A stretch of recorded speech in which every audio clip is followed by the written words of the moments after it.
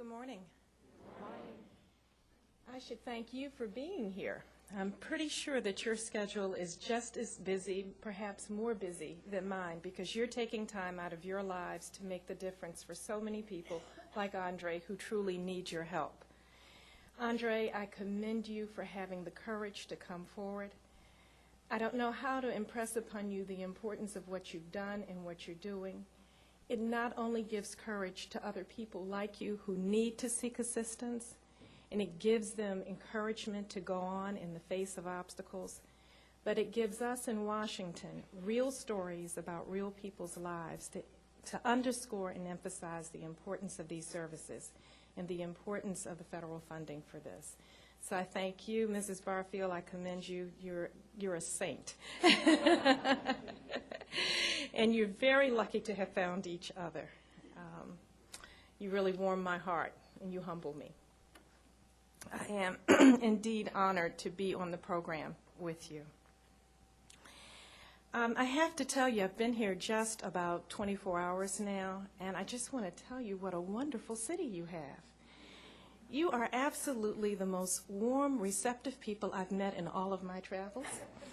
I've been thinking more and more recently that I don't want to live in a big city anymore, that I'd like to be someplace with a small town attitude where the people are friendly and warm and they really care about each other.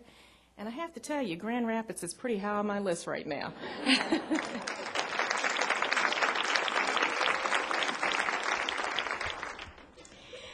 I've learned this morning that Juan is a lot more modest than I knew. I knew he was modest, but I didn't know he was quite as modest as he is. So I'm going to tell you some things about Juan this morning that I don't think he shared with many of you. Juan is actually a member of our 10-member presidentially appointed advisory board. The National Institute for Literacy is a very small federal institution. We support the development of high-quality literacy services with the goal of ensuring that all Americans can read, because we want them to be successful in work, in their communities, and in their families. Small agency, small budget, but with a big job to do.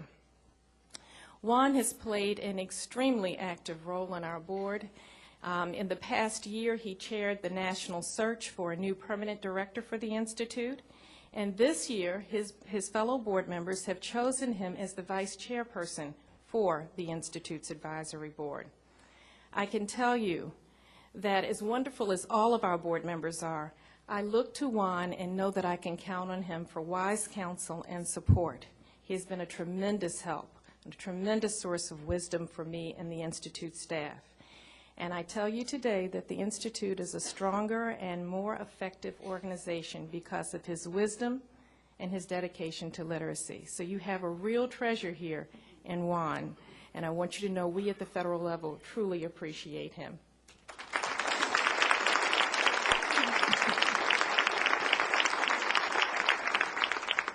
Mayor Hartwell, I've been hearing wonderful things about you since my arrival. I commend you on your leadership on this very important issue. If we don't have local leaders like you who really stand up for this issue and put the needed resources where they need to be, we would be lost. So I commend you for your efforts, and thank you for inviting me to be a part of this summit.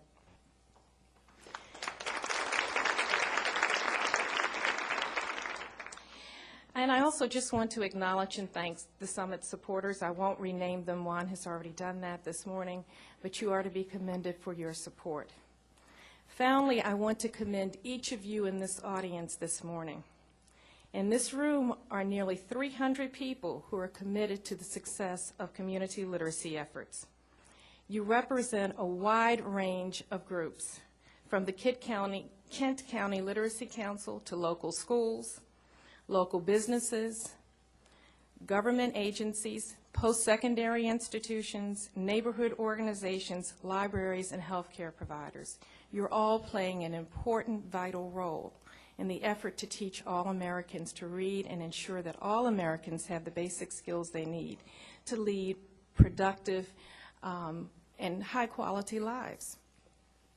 Today, I want to take a little time just to talk to you about two new directions in federal policy and programs. One direction has to do with the use of scientifically based research in order to create effective instruction. This direction has been mandated in several laws, but most notably, you're probably most familiar with the No Child Left Behind legislation. The second new direction is community partnerships, an area that I know is familiar to you. While the notion of partnerships has existed at the federal level for many years, it took on new meaning in 1998 when Congress passed the Workforce Investment Act.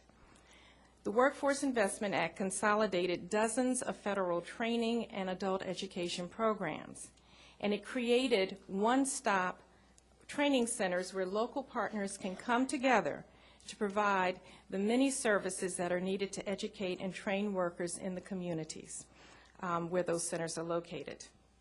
Together, these two trends, the focus on scientifically based instruction and community partnerships, you have the potential to really increase the value and the effectiveness of your services at the local level. Given what's at stake, we need to be successful. Far too many adults are not skilled readers. And as Andre has so eloquently told you this morning, there are very real costs and consequences to not being able to read. Nationwide, 21% of the adult population is at level 1 literacy. Now, what that means is that these adults can read some, but they don't read well enough to be able to fill out a job application, to read the label on a can of food in the grocery store, or even to read a simple bedtime story to their child. In Michigan, statewide, the average is a little bit lower than the national average. There are about 18% of the adults in state who read at level 1 literacy. In Grand Rapids, however, the average is the same as it is nationally. 21% of the adults here in Grand Rapids are at level 1 literacy. In other places throughout Michigan, you have slightly higher rates. For instance, in Detroit, 47% of the adult population is at level 1. In Benton Harbor, 57% are at level 1. You can see from those numbers just how important this issue is and how vital and important your work is. We have to bear in mind that there's an additional complication when we talk about level 1 readers. An increasing number of these individuals do not speak English. I don't know if you know this, but English as second language programs are the fastest growing components of the state-administered adult education programs. Approximately 1/2 of all enrollments in adult education programs now are ESL students. These numbers do not bode well for our nation's economy or for the lives of our citizens. The economy demands more from workers every day, every year. American workers must be literate. They have to have high-tech skills. And they must be able and willing to retool their skills many times over their lives. We all know that the days of working for a single corporation or business for all of your life, beginning your work with that company and ending it, retiring from that company, are over. We change jobs much more frequently now, not because we want to, but that's just because industry is changing and we have to retool ourselves. The United States is no longer a nation of farmers and assembly line factory workers, and I know that you know this well. The Cherry Commission last December in its final report, and I quote, said, "Today, in the first decade of a new century, Michigan must transform itself once again to be a leader in an era where knowledge is the key ingredient in economic success," end quote. The Cherry Commission provides a roadmap for Michigan to succeed economically by transforming its educational systems so that higher numbers of students enter college, graduate, and succeed in high-skilled jobs. Adult education programs play a crucial role in this process. They provide the basic skills, training, and education that help prepare adults for further education at community colleges and at universities. Our nation's ability to compete economically clearly depends on our ability to read well, to compute, to think critically, and to be creative. And what is the starting point for these skills? The starting point, as you know, is the ability to read. That's the foundation for building these other skills. Reading is important at every stage in life. As a young child, exposure to books sets the stage for further learning. Studies have shown that children who know the alphabet, who recognize the sounds that letters make, and who develop oral language skills in the preschool years are much more likely to learn to read successfully. Once in school, children who have those skills, those building blocks, go on to develop strong reading skills. And then they have the building block to succeed, or the skill to succeed, in the other subjects that are taught in school. And bear in mind now, if you think about your education, we spend a lot of time in the elementary years from grade 1 through 3 teaching children how to read. After grade 3, we expect them to use that reading skill to learn the other subjects that we're teaching. So early on, you're learning to read, but after grade 3, you're using reading to learn. I'd like to tell you that a majority of our elementary school students are very strong readers. Unfortunately, that simply isn't the case. Earlier this week, the National Assessment for Educational Progress released their 2005 results. Only 31% of fourth graders read at the proficient level. Pretty sobering. The NAEP scores are particularly alarming when one considers what happens at the next stage of life. Young adults entering the workforce must possess strong reading skills. The economy demands high-tech skills. And many of these children will leave high school without the skills that are required to go into the workforce or to get a higher education. As young adults, many of them will establish families where they will need reading skills to become wise consumers, to be good providers for their family, and to prepare their own children for success in school. Later, as older adults, they're going to need those reading skills still. Senior citizens are living longer, remaining active longer later in life. Many are working part-time in their retirement. And I find this absolutely fascinating. I don't know how many of you happen to read AARP's newsletter. I do.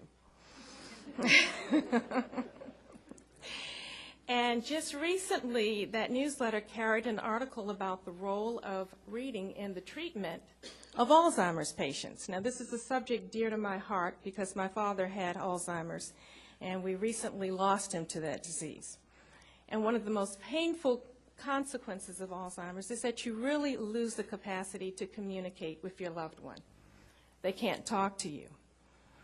But imagine my surprise when I read this article that said even for those Alzheimer's patients who are pretty far advanced in an advanced stage of the illness, the capacity to read is still there.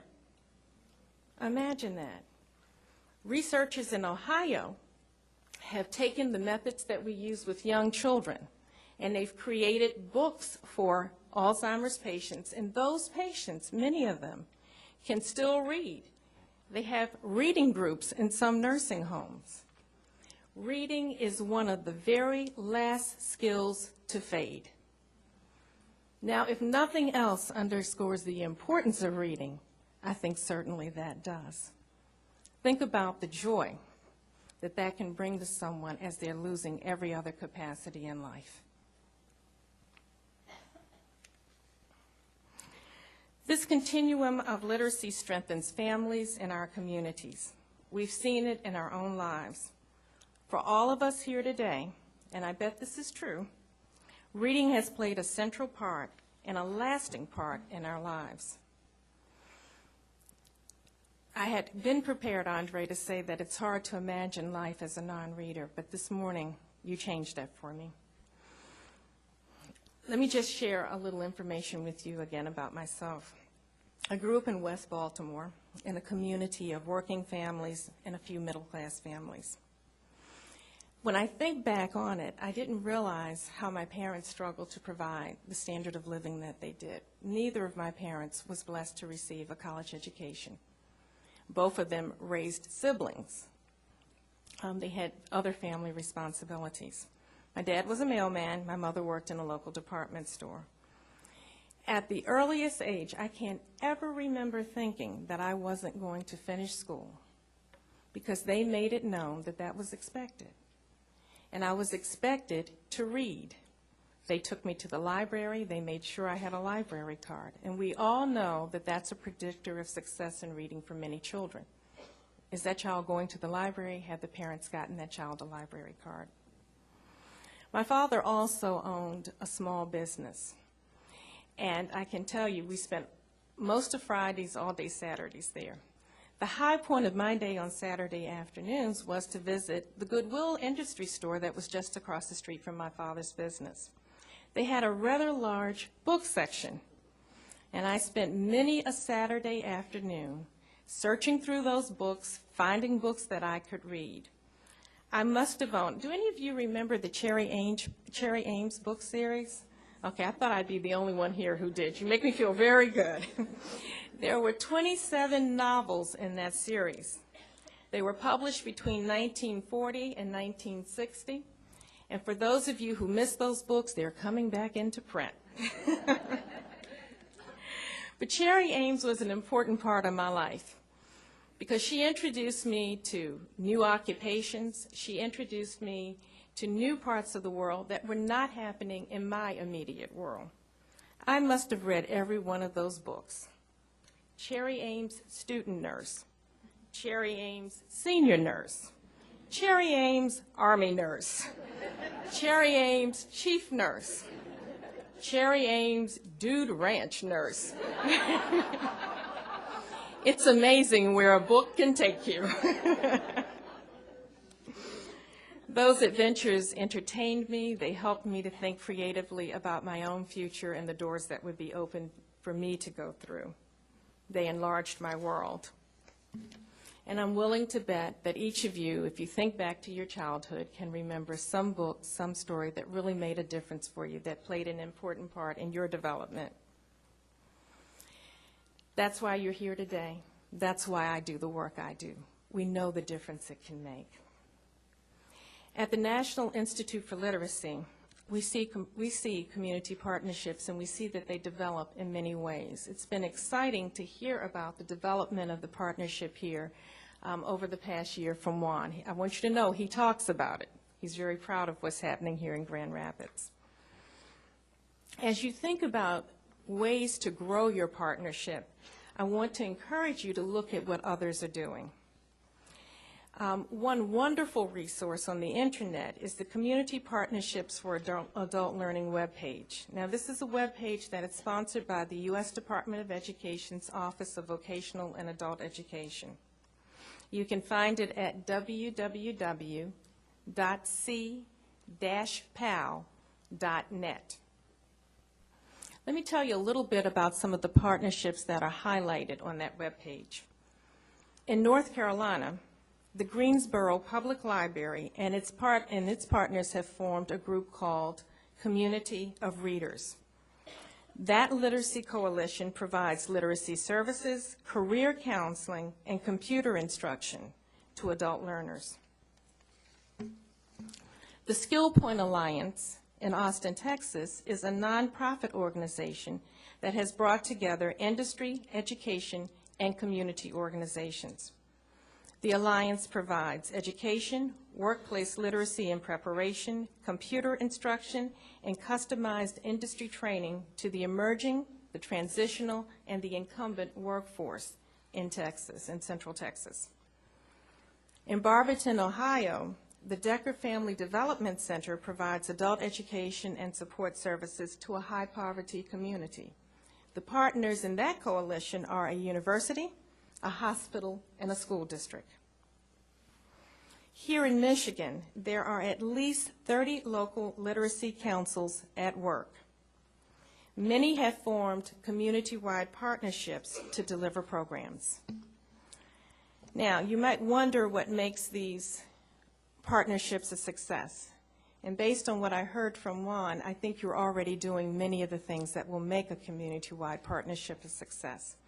But let me share with you just a little bit of what some of these other places have said, people in other places have said. From Houston County, Georgia, the Community-Wide Literacy Coalition there notes, and I quote, "There is no other way to do literacy. You have to be collaborative. You have to form collaborations." In Mount Holyoke, Massachusetts, members of the coalition there note, "We work together, we plan together. It allows us to go further with our mission." In Anchorage, Alaska, the members of that coalition warn us that partnerships don't happen by magic. People have to work hard, and I know you know that.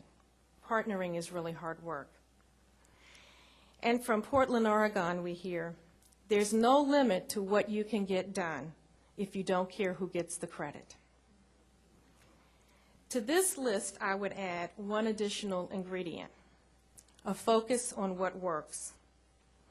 As I mentioned a little bit earlier, federal laws are now promoting the use of scientifically based research to improve education, particularly to improve instructional practice. I want to assure you that this is not an education fad. In the same way that the fields of medicine, engineering, and agriculture began to use scientific principles and research in the mid to late 19th century, the field of education is now moving to fully embrace science and research. Educators are being called upon to use scientifically based information, research, in their classrooms to improve the quality of instruction. Scientifically based research employs systematic methods that draw on experiments and observations to provide valid data. The National Institute for Literacy, I'm proud to say, is at the forefront of the federal government's effort to support the use of scientifically based information and research in literacy instruction. We have a special initiative called the Partnership for Reading, which is a collaborative effort, and we partner at the federal level too, so we've taken a lesson from local communities. But the Partnership for Reading is a collaborative effort between the U.S. Department of Education, the National Institute for Child Health and Human Services, the U.S. National Institute for Child Health and Human Development, the U.S. Department of Health and Human Services, and the U.S. Department of Labor. Let me talk for a few minutes about what research tells us about teaching reading. I want to refer here to the findings of the National Reading Panel, and this was a national panel whose work in the late 1990s served as the primary impetus for the emphasis that you now see in federal laws on scientifically based research. Finding number one from the panel: to teach reading well, teachers must use a combination of strategies incorporated into a coherent plan with specific goals. A teacher who addresses only one area of reading or only one component skill of reading, or who uses only one instructional approach, will probably not be successful. Finding two: to become good readers, students must be taught the 5 following skills: phonemic awareness, phonics, fluency, vocabulary, and comprehension. Finding 3: guided, repeated oral reading helps students recognize new words and helps them to better understand what they read. Finding 4: vocabulary should be taught directly and indirectly. Now, by directly, we mean explicit instruction that is not dependent upon text. It doesn't teach us words in text. Indirectly does mean the teaching of words as they are encountered in text. You need both methods to be successful in teaching vocabulary. Multiple exposures to words contribute to the understanding of word meaning.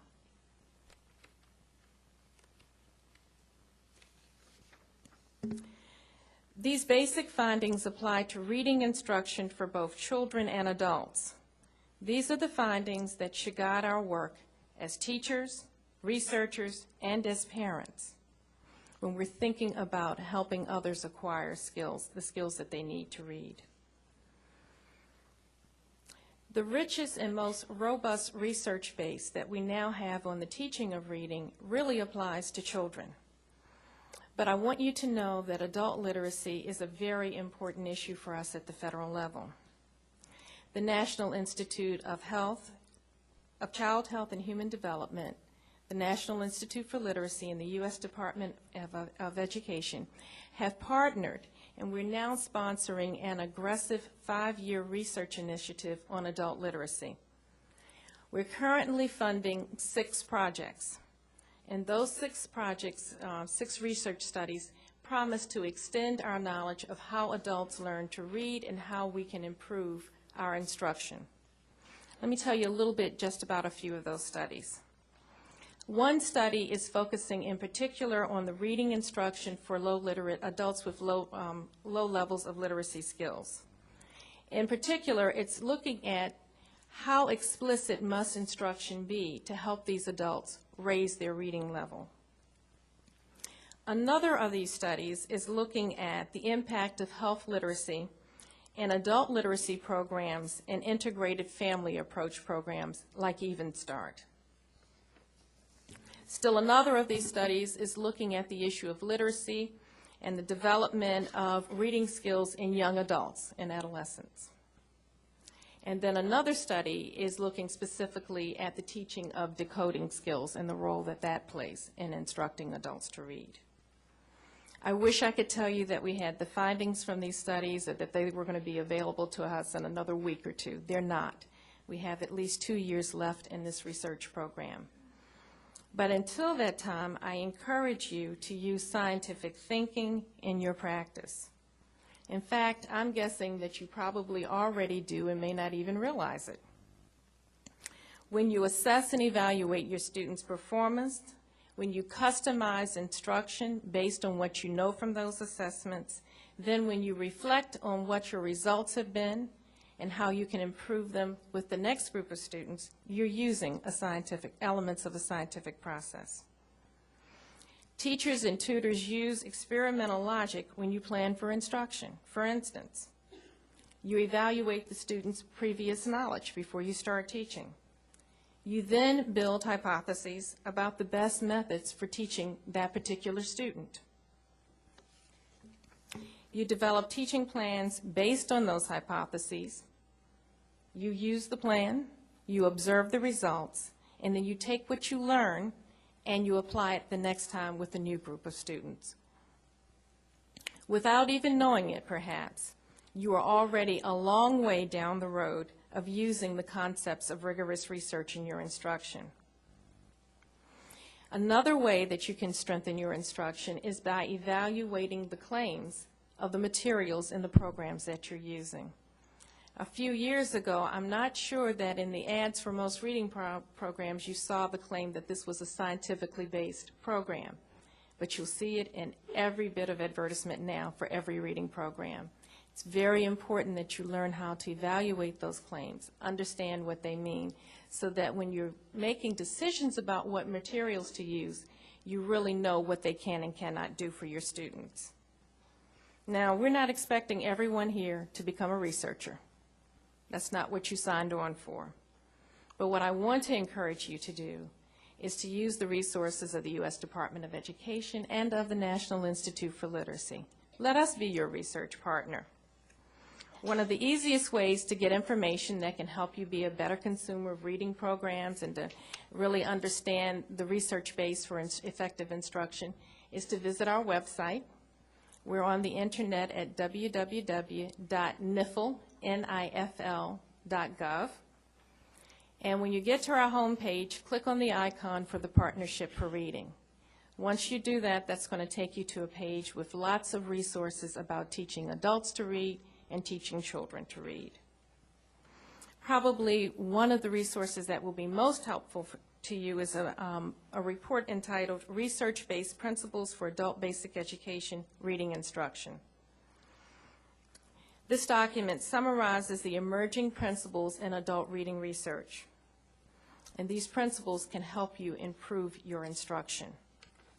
And I'm pleased to tell you that just this week, we got in a short version of that document. So the original report, I think, is maybe 50 or 60 pages long.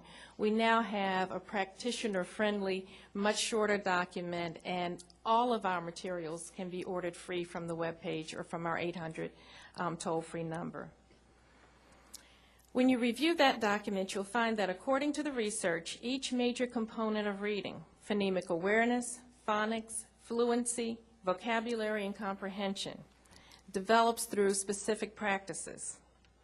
Just as all the components must function together to produce a skilled reading, they must be taught together for instruction to be effective.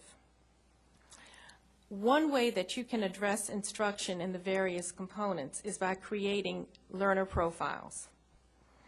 A reading profile combines information from diagnostic tests to create a picture of each individual student's strengths and needs for instructional purposes. It involves assessing a student in each major component skill, using common measures such as grade equivalents to create an outline of those skills, of those strengths and needs. The Institute has created an online diagnostic tool, I guess is the best way to describe it, called the Reading Profiles. If you visit our website, you can actually use that tool to create reader profiles for your adult students. Finally, I would remind you that when you think about providing instruction for adults, there are motivational factors to be considered. Teaching adults to read is a complex task. This is not easy work, and I know you know that. Unlike children, adult learners don't have several hours a day, every day, to spend in a classroom.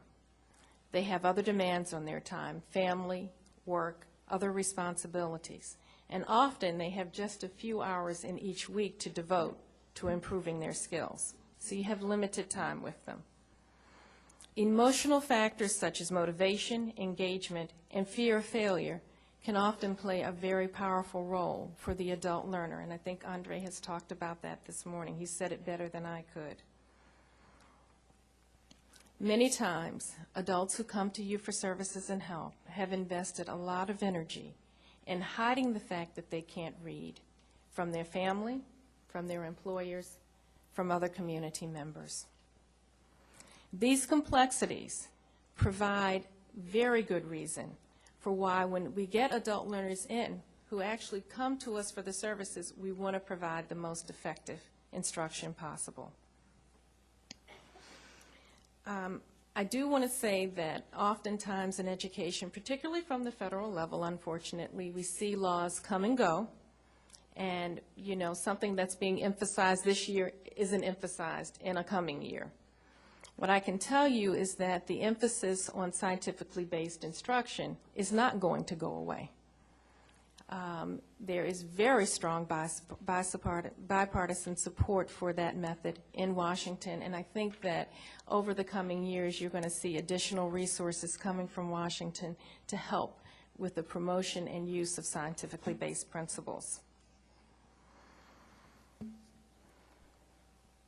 In summary, I want to say that I do personally believe, because I've seen it, that the combination of community partnerships and using a what works approach to instruction are a powerful combination to help you deliver more successful, more effective services. If I closed without mentioning Margaret Dowdy, I would be remiss. I know that you've been working with Literacy USA, and you have a tremendous resource in Literacy USA, and I want you to know that they are very active at the federal level, bringing the message to Washington about the importance of the work you're doing in your local community, others are doing in local communities across the country. And they've been tremendous resources for the National Institute for Literacy and a tremendous support for us, too. I'm glad to see you this morning, Margaret.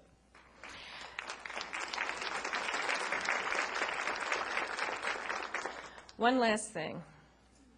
I want to thank you for your hard work and for your dedication to literacy. I know that not everyone understands the importance of what you do, but don't let that ever discourage you. What you're doing is remarkable and important work. It makes a difference in your community. It makes a difference for our nation. But most importantly, it makes a difference for the individuals who are receiving the help that you're giving. I know that you're going to have a very productive day. I'm looking forward to meeting with you individually and hearing about your needs. I told Juan last night one of the reasons that I'm here today is because I can't do my job well unless I know what you need and what we can do from a federal level to help you. So I'm here to listen, and I encourage you to stop by and see me and talk with me or email me. Again, I'm looking forward to hearing from you. Thank you.